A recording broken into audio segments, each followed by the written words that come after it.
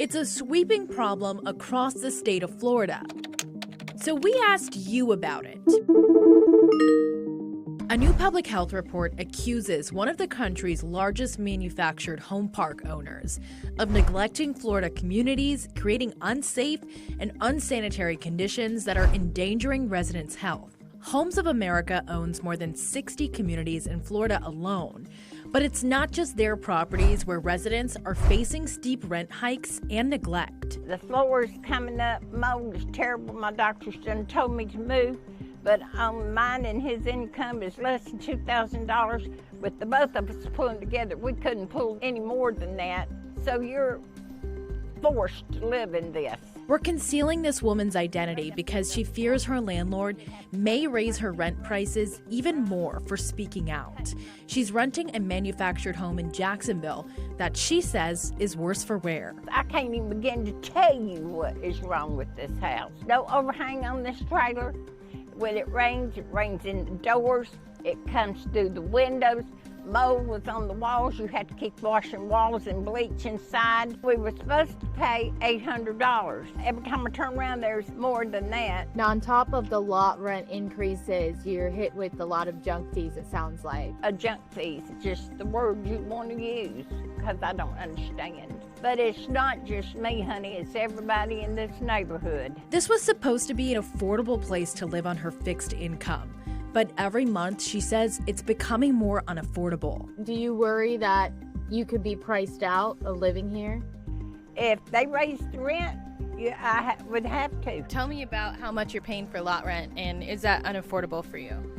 $700+ I own my trailer. Yes, it is. Other residents have similar complaints.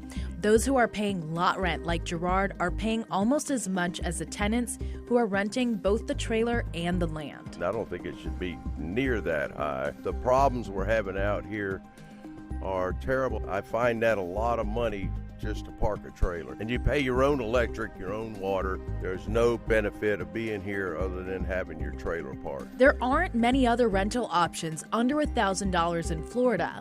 Median rent for housing seekers was $1,555 in July of 2024, according to research from the University of Florida. And the state has only 26 affordable and available rental units for every 100 households with incomes that are below 30% of the area's median income.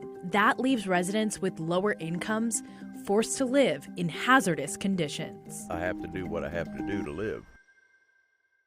We tried to reach the owner of the mobile home park where the residents you heard from in this story are living. We stopped by the office and called multiple times to ask about the residents' concerns there. Employees who answered my calls told me the owner would call me back, but that hasn't happened yet. Tiffany Salome, Channel 4, the local station.